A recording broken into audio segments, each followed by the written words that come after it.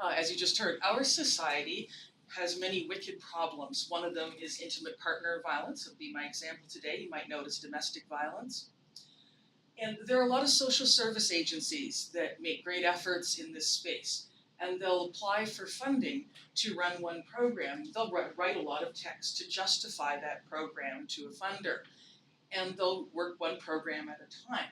But wouldn't it be great if they could get beyond the text and visualize the complex system of interacting factors that they're working within? Wouldn't it be great if they could look at more than one program at once? So when a social service agency submits a grant application, they might submit a theory of change. It might start with an intervention such as counseling for survivors, and that intervention leads to some outcomes, such as building the confidence and coping skills of a survivor so they can make a safety plan, so they can leave the violent home that they're in.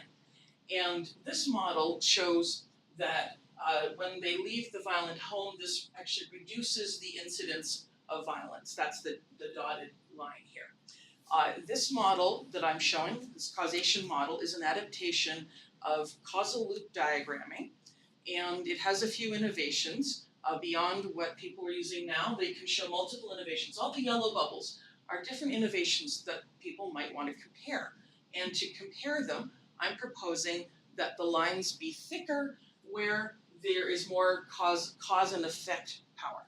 So in this example, which by the way is just a fictional tentative simplification, we can see that the counseling and shelter services have thicker lines, and therefore more power to cause the desired effect of reducing violence in society. The legal system options, as we've been hearing, have somewhat less power of deterrence to actually reduce violence in our society. This model also shows us interactions and root causes. And by looking at the root causes on the left, we might see some new interventions that might be offered.